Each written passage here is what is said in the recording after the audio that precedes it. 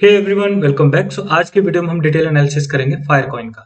ये काफी ज्यादा लाइमलाइट में है क्योंकि रिसेंटली कई एक्सचेंजेस पे इसकी लिस्टिंग की अनाउंसमेंट हुई है। प्रोजेक्ट कैसा है, फीचर्स, टोकेनोमिक्स एंड उसको थोड़ा सा डिटेल में एनालाइज करने के बाद we'll form an unbiased opinion कि आपको इसमें बाय करना चाहिए, नहीं करना चाहिए, यानी एलोकेशन रखना चाहिए, नहीं रखना चाहिए। Before we go for that, आज डीए काफी ज्यादा पंप किया है एंड ऑलरेडी मैंने ग्रुप में पहले ही पोस्ट कर दिया था बिकॉज इसमें फर्दर सेटलमेंट होना एक्सपेक्टेड है। इसलिए इसमें फ्री बैक बनाना बेहतर रहेगा, यानी आप अपना इन्वेस्टर निकाल के जो भी प्रॉफिट है उसको लॉन्ग टर्म के लिए छोड़ सकते हो। That will be the wise approach. Same thing you can do with polka bridge also, because polka bridge के केस में काफी ज्यादा रेजिस्टेंस फेस कर रहा है 0.1 की रेंज में और वहां से बार बार रिजेक्ट हो जा रहा है। So it will be better if you can make a free back in this one also. Another coin जो अपने रिवाइज लिस्ट में था इंजेक्टिव, इसने ऑल टाइम हाई पे ऑल टाइम हाई हिट करता जा रहा है एंड अब इसका टाइम आ रहा है ट्रिमिंग का। यानी आपको करना क्या चाहिए, $45 के बाद आपको इसमें से अपनी पोजीशन को ट्रिम करना स्टार्ट कर देना चाहिए। फॉर एग्जांपल, मान लो आपने इसमें पहले $50 to $100 अलॉट किए और $45 की रेंज में पहुंचने पे आपका जो वर्थ है, फॉर एग्जांपल ऐसा मान लो कि $400 बन रहा है। आपको करना क्या चाहिए कि आपको इसमें से 45 के ऊपर जब भी पंप करे, मान लो अगर उसमें $400 बन रहा है और नेक्स्ट डे वेकअप एंड सी कि इसने ऑल टाइम हाई मारा है, $450 हो रहा है, तो $50 वर्थ ऑफ सेल करके दूसरी दूसरी जगह पे जाकर रियलोकेट कर सकते हो। इस तरीके से जैसे जैसे पंप मारे वैसे वैसे ट्रिम करते जाओ। ये आप कंटिन्यू कर सकते हो इसमें बुल रन तक। और बुल रन के टाइम पे जब बिटकॉइन अपने वीकली चार्ट पे लोअर हाई फॉर्म करना शुरू कर दे, उस टाइम पे आपको मेजर चंक लेके निकल जाना चाहिए अपने पोर्टफोलियो में से। अब आते हैं मेन टॉपिक पे, फायर पॉइंट पे। ये बेसिकली रिसेंटली 5 दिसंबर को इसने अपना लिस्टिंग स्टार्ट करी है और जो टोकन जनरेशन इवेंट बेसिकली उस टाइम पे हुआ है। इसके साथ कुछ पॉजिटिव चीजें हैं और कुछ नेगेटिव चीजें हैं, दोनों को हम डिस्कस करेंगे ताकि आपके सामने दोनों ही फैक्ट इसके बने रहे। ठीक है। बेसिकली ये किस मॉडल पे वर्क कर रहे हैं, यानी इन्होंने एक काइंड ऑफ फैंसी टर्म भी इंट्रोड्यूस की है जिसको इन्होंने बोला है एसपीओएस। यानी पीओएस हमें पता है, प्रूफ ऑफ स्टेक, बट इन्होंने बोला सस्टेनेबल प्रूफ ऑफ स्टेक। और उसको किस तरीके से इन्होंने डिफाइन किया है, इनके व्हाइट पेपर में इसकी डिटेल मिल जाएगी।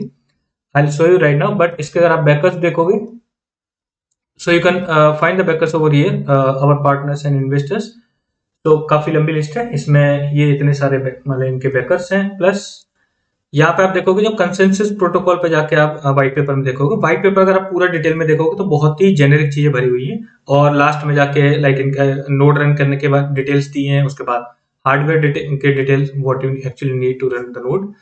वही मैं कह रहा हूँ, काफी जेनेरिक चीजें। बस कंसेंसस प्रोटोकॉल में थोड़ा सा इनका जो नया कंसेप्ट है वो देखने को मिलता है कि ये इंट्रोड्यूस कर रहे हैं एसपीओएस। देखो ये थोड़ा सा फैंसी लगता है।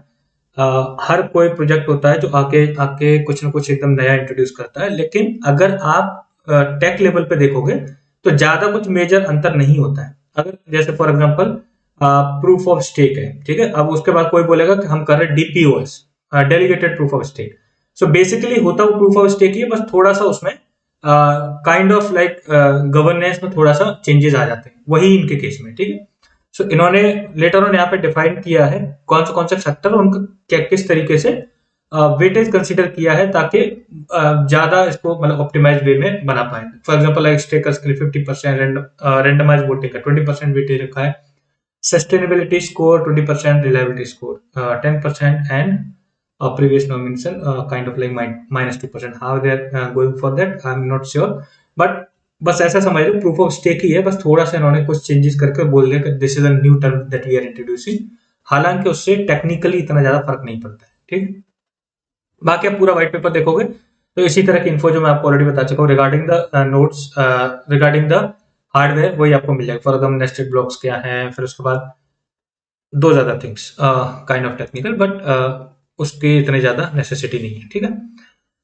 अब मैं इसके थोड़ा सा आपको बता रहा हूँ negative factors.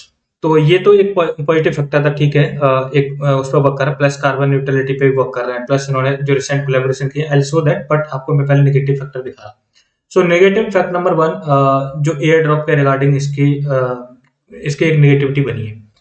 This is probably the most hated project right now, because जिस तरीके से हम देख रहे हैं कि जहां पे प्रोजेक्ट है वो इतनी एयर ड्रॉप दे रहे हैं जो लाइफ चेंजिंग अपॉर्चुनिटीज बन जा रही है। You can see the case of Celestia, जहाँ पे उसने बहुत अच्छी एयर ड्रॉप दी थी, या फिर जीटीओ, मतलब बहुत सारे ऐसे प्रोजेक्ट हैं जिन्होंने अच्छी एयर ड्रॉप दे दी। ये पूरा प्रोजेक्ट एयर ड्रॉप के ऑप्टिमिज्म में ही मतलब डेवलप करता रहा, यानी इसने ऑलरेडी एक झांसा देके रखा था बहुत अच्छा एयर ड्रॉप करेंगे, और एयर ड्रॉप के नाम पे जो उन्होंने काइंड ऑफ लाइक ऐसा समझना पेनीज स्कैटर करी है ना, उसकी वजह से लोग बहुत ज्यादा इससे खफा है। सो एक सीधा सा सिद्धांत उनका है, no air drop no community. So that's the thing. So इसके अराउंड काफी ज्यादा नेगेटिविटी है। सो बेसिकली उन्होंने एयर ड्रॉप कई पार्ट में डिवाइड किया। They trying to be creative, but actually इसके उल्टा ही पड़ गया। तो इन्होंने पहला राउंड रखा फॉर यूक्रेनियंस, तो बेसिकली जो यूक्रेन के सिटीजन हैं वो इसमें एलिजिबल होंगे और वो इसको क्लेम कर सकते हैं। लेकिन वो क्लेम कितने कर सकते हैं? 1% मैक्सिमम क्लेम कर सकते हैं 150 टोकन्स। ओके, नेक्स्ट थिंग, उसके बाद है डिस्कॉर्ड की जो कम्युनिटी उसके लिए। तो डिस्कॉर्ड की कम्युनिटी के लिए 5000 वर्थ ऑफ 5 टोकन्स। तो बेसिकली इन्होंने क्या है, पूल इंट्रोड्यूस किया। अगर पर पर्सन मिलेगा तो participants are set to receive $20 worth of 5 tokens. And उसके बाद फिर नेक्स्ट इन्होंने रखा है कम्युनिटी फेज 1, और उसके लिए इन्होंने बोला है कि ये जो मर्कल डैशबोर्ड है उसके साथ उन्होंने ऑलरेडी कोलैबोरेशन किया है कि वहां पे इनकी जो इसकी मतलब एलिजिबिलिटी आपकी वो दिखाई देने लगेगी। इसके रिगार्डिंग आज ट्वीट भी किया इन्होंने। सो यहाँ पे इन्होंने एलिजिबिलिटी के बारे में बता दिया है, what you need to do. लेकिन यहाँ पे भी अगर आप देखोगे तो there is a pool of 100 K worth of 5 tokens, यानी पूल है, इसका मतलब जितने ज्यादा लोग उसमें पार्टिसिपेट करेंगे उतना ही कम आपको रिवॉर्ड मिलेगा। सो बेसिकली वो सबके लिए कलेक्टिव इतना है, ठीक है। उसके बाद नेक्स्ट राउंड रखा है उन्होंने जिसको आगे मतलब स्नैपशॉट डिटेल पार्ट 2 टीजर, उसके बाद व्हेन नाइट ड्रॉप, उसके बाद फर्दर डिटेल्स दे दी। तो कुल मिला के ऐसा समझो 3 राउंड रखे हैं, और तीनों में इस तरीके से मतलब एयर ड्रॉप दिया है जो बिल्कुल ना के बराबर है, और इसकी वजह से लोग इससे खपा है, ठीक है। दूसरा negative factor, you might be surprise, और पहले भी कई बार मेंशन कर चुका हूँ, जिसमें बहुत ज्यादा ही इंडियन इन्वॉल्व होना और टॉप लेवल पे इंडियन बैठे हो। Be cautious about that project, क्योंकि मैं तो चाहता हूँ कि इंडिया के मतलब जो प्रोजेक्ट्स है वो आगे बढ़े, अच्छा नाम हो। लेकिन अगर परसेंटेज वाइज देखोगे तो 90% से भी ज्यादा इंडिया के जो प्रोजेक्ट्स हैं वो आपको अच्छे नहीं मिलेंगे, या फिर ऐसा समझो इंडियन ओरिजिन वाले जो पर्सन टॉप लेवल पे बैठे वो प्रोजेक्ट अच्छा नहीं करते हैं, और उनकी अच्छी रेपुटेशन नहीं होती है, कुछ ना कुछ ऐसा करते हैं जिसकी वजह से नाम खराब होता है। सो इसमें अगर आप देखोगे सी लेवल पे आप जब सारे आपको इंडियन ही मिल जाएंगे। उसके बाद अगर आप एडवाइजर में देखो तो वहां पे आपको अलग अलग कई सारे दिखेंगे, इंक्लूडिंग फ्यू इंडियंस। और उसके बाद टीम में देखोगे राहुल रौतेला, शौर्य श्रीवास्तव, आकाश Chaudhary and Subhash Chugh and all that, सारे इंडियंस मोस्टली आपको बारे में मिलेंगे। सो बेसिकली आप ऐसा समझो कि थोड़ा सा इस वजह से भी आपको कॉशियस रहना है। हालांकि आपको लगेगा क्या अजीब सा फैक्टर है, इंडियन से तो क्या हो गया, बट एक्चुअली आप मार्केट में रेपुटेशन देखो आपको पता चल जाएगा, या आप मार्केट में एक्टिव हो काफी टाइम से तो भी आपको पता चल जाएगा। अगर आप इसकी एक्टिविटी देखोगे वहां पे जाकर एक्सप्लोरर पे, तो बेसिकली दोनों पे देख सकते हो। नेटिव चैन पे देखोगे तो ट्रांजेक्शन बहुत कम हो रही है, और ये एक अनदर नेगेटिव फैक्टर है। सो आप 6 आवर्स पे देखोगे जाके, फॉर एग्जाम्पल 1 आवर एगो कितनी ट्रांजेक्शन हुई है? 56, और वो भी ऐसे टाइम पे जब इसकी मैनेट की हाइप है, धड़ाधड़ जो एक्सचेंज पे लिस्ट हो रहा है, उस टाइम पर अगर इतनी लो एक्टिविटी है, दैट्स नॉट मतलब ये अप्रिशिएट करने लायक नहीं है। और इससे पहले तो देखोगे 16-17 ट्रांजेक्शन हो रही है, काफी कम है। आप नेटिव चेन के अलावा अगर आप इसकी ईवीएम चेन पे भी देखोगे, उस पे और भी ज्यादा हालत माड़ी है इसकी। सो यहाँ पे देखोगे तो 13, 15, 9, 8, 15, 8 इस तरीके से। तो ये एक और नेगेटिव फैक्टर रहेगा अडॉप्शन मैट्रिक्स पे, मतलब ओके भी नहीं है, मतलब ओके की अगर अरेंजमेंट में कंसीडर करना चाहूँ वो भी नहीं। टोकनमिक्स अगर आप देखोगे तो यहाँ पे इन्होंने टोकनमिक्स का ब्रेकअप दिया है already. Angel investor, private sales के 3 राउंड हुए, team advisors and certain other categories. मैं आपको जस्ट बता दे रहा हूँ, 2 महीने तक इतना ज्यादा कुछ नहीं है मेजर इश्यू, लेकिन 2 महीने के बाद काफी सप्लाई इसकी आएगी सर्कुलेशन में, तो वो अनदर प्रॉब्लम रहेगी। मैं यहाँ पे आपको दिखा दे रहा हूँ। फॉर एग्जाम्पल अगर आप angel investors plus private round के जो 3 राउंड हुए उनमें देखोगे तो 4 महीने की क्लिप, 3 महीने की क्लिप, और इसमें प्राइवेट राउंड 2 और प्राइवेट राउंड 3 में 2-2 महीने की क्लिप है। यहाँ पे अगर आप नोटिस करोगे तो प्राइवेट राउंड 3 में ही सबसे ज्यादा सप्लाई एलोकेटेड है 15.9%, प्राइवेट सेल 2 में 4.5%, ठीक है। सो ये भी ध्यान रखना, इसमें 2 महीने की क्लिप है और सप्लाई ज्यादा है। हालांकि इसके बाद वेस्टिंग शेड्यूल है, लेकिन सिर्फ इतना ही नहीं, एक और कैटेगरी है जिसमें 2 महीने की क्लिप है और उसमें काफी ज्यादा सप्लाई, तो वहां से भी अनलॉक होना शुरू हो जाएगा। वो कैटेगरी है ये वाली। सो जो कई सारे पॉइंट्स इसमें लिखे हैं, treasury, reserve, influencer, marketing, foundation. तो इसमें 2 महीने की क्लिप है और इसमें सप्लाई 25% अलॉकेटेड है। If you see over here, यहाँ पे देखो इकोसिस्टम के लिए उन्होंने 25% सप्लाई अलॉकेट कर दी है और ये 2 महीने के क्लिप के बाद इसमें से वेस्टिंग स्टार्ट हो जाएगी। अब वेस्टिंग कितनी रखी है यहाँ पे आपको वो भी दिखा दे रहा हूँ।